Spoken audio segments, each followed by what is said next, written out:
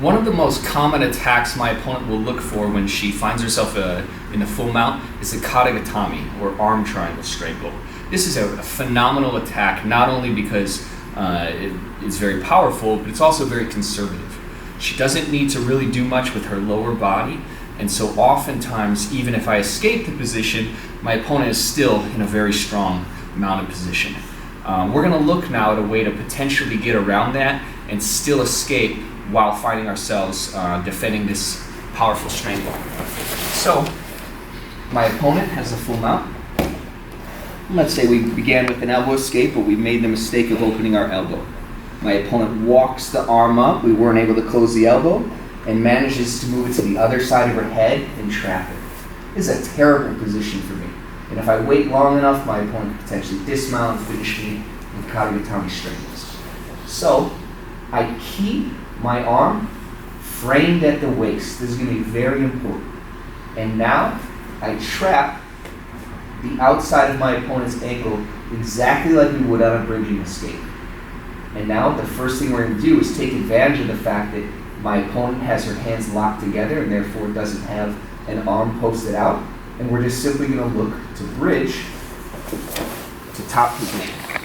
And now from here, even with the Kata Gatame, I have the frame at the waist, which allows me to free my arm and win inside position. However, my opponent is usually not going to keep her hands locked together in that situation, just simply let me move all the way to the top. If she fails to react, absolutely we'll get all the way to the top. More often than not, when she traps this arm, and I trap my opponent's ankle, as I start my bridging escape, she bases out wide. But that's exactly what we want. From here, I'm able to bring the elbow over the head, and with this frame, push at the hips and retract my elbow. I bring it to the inside, I invert my knee, and as my opponent looks to recover mount, I make that same transition to the half guard. I also have the ability, as I win this inside elbow position once again and inside knee position, to transition nicely to ashigarami. And from here we work to expose the heel and we're ready to attack. Let's look at that from a different angle. I make the mistake of opening my elbow. My opponent walks the arm up and gets to a Kata Gatame position. I keep the elbow at the hip and I trap my opponent's ankle.